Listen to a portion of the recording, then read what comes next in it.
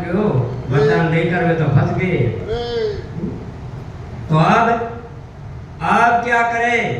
एक उपाय है कि क्या अपन कहीं फंस जाते हैं तो बड़ा आदमी होता है, उनके पास में जाते हैं कि मेरी रक्षा करो, अब मैं तो फंस गया जानते अनजान में, या मेरी भूल हो गई, मैं फंस गया, पर कुछ भी करके अब मुझको तारो। जब जहाज डूल रहा है, वहां अपनी नैया जा रही है, तो मरते मरते बड़ी पानिया ने रामदेव जी को पुकारा के पहले देवी देवता को पुकारा, कोई सहायता नहीं की, तो वाणिया ने उनको भगवान रामदेव जी को पुकारा, तो आकर उनको बचा लिया। तो ऐसे अगर कोई फंस जाए तो मन में देखे कि मैं कटे जाऊं, कन पाड़े जाऊं तो मेरा काम हो जाए, मैं तो फंस गया। जानते फंसो, अनजान में फंसो, किसी ने मुझको धोखा देकर फंसाया, तो कोई उपाय तो होना चाहिए। तब एक उपाय है कि क्या कि रक्षा करने के लिए रक्षा की जहां रिपोर्ट करो, तो क्या रक्षा में क्या रिपोर्ट करना पड़ता है? संबंध जोड़ना पड़ता है। रक्षा करने के लिए अपना आगे वाले को भाई बनाना पड़ता है। तो धर्म भाई बनने के बाद वो अपने सगे भाई की रक्षा नहीं करेगा और धर्म की रक्षा करेगा, क्योंकि वो पाप की तो रक्षा करनी नहीं है, धर्म की रक्षा करनी है। इसीलिए उसको नाम दे दिया धर्म भाई। धर्म की रक्षा करना है, पाप के लिए नहीं। लक्ष्मी जी को समझाया, वहां जाकर उसने रक्षा मांगी, रक्षे मां, मैं आपको भाई बनाना चाहती हूँ, मेरे ऊपर कोई आपत आई है। उन्हें वेद नहीं बताया कि इनके ये रानी है, मेरे ऊपर कोई आपत आई है, तो आपको मैंने समझाया कि महान योद्धा है, दानी है, समृद्धिवान, वो राजा बलि, इनके समान कोई रक्षा करने वाला नहीं है। इसीलिए मैं आपके पास में याचना करने आई हूँ, मांगने आई हूँ कि आप मेरी रक्षा करो, मैं त्राहिमाम हूँ। लक्ष्मी जी उनके सामने रुदन करने लगी। अरे कि रुदन क्यों करो? तो मेरी रक्षा करना है। तो कौन है आपको प्रताड़ित कौन कर रहा है?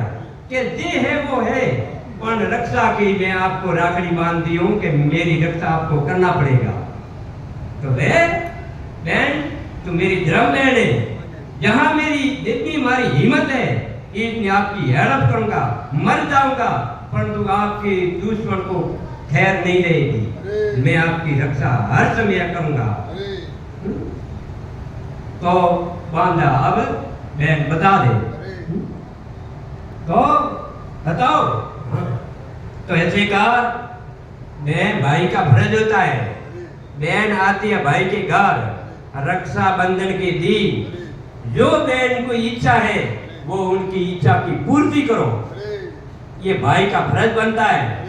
तो इन्हें कहे तुम पहले भोजन पाओ, नहीं पहले मुझको वरदान दो, बाद में भोजन करूंगा।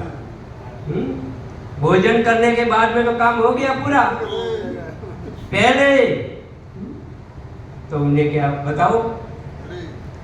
तो कि ये विष्णु भगवान है, ये मेरा पति है, मैं लक्ष्मी हूं, आपने यहाँ बंदी बनाया है, हाँ तो इनको मैं लेने आई हूँ। अगर तू मेरा धर्म भाई है, धर्म की रक्षा करता है, तो इनको मेरे साथ में भेज दो।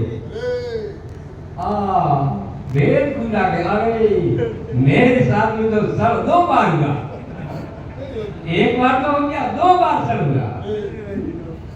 परंतु बहन है वो बहन, जो मांगा है वो देने की तैयार, परंतु अब यहाँ मेरी रक्षा कौन करेगा?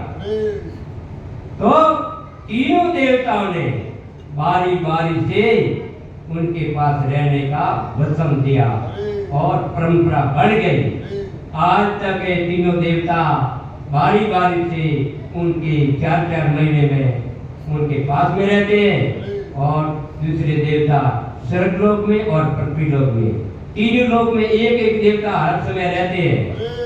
और फिर छठी चक्कर चलता है, सूरज अस्तम होता है, रात आती है, फिर दिन फिर रात, ऐसे तीनों देवता एक बार वो जाए सागरी में, एक बार वो जाए, एक बार वो, ब्रह्मा विष्णु में तीनों में बारी बारी से वहां पाताल लोक में जाते हैं। जहां तक उनकी अवधि पूरी नहीं होगी, उनकी वो इंद्र की जटा तक एक रक्षा करे, बाद में वही इंद्र बढ़ेगा।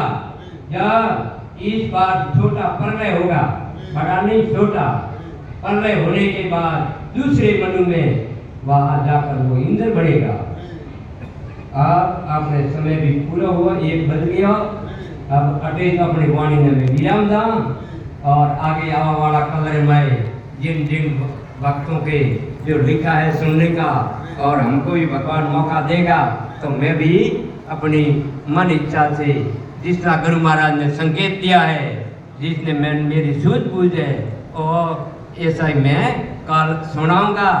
अब आकर बारी बारी से प्रसाद ले जाओ और बाद में भोजन करो, और भोजन करने के बाद में यहाँ आकर किसी के जो भजन गाना है भजन कीर्तन करो, भाई भाइयों को भजन गाना है भजन गाओ, और फिर अपने घर पर प्रस्थान करो। अब आज है गुरु ये क्या नहीं वो रक्षाबंधन का त्योहार।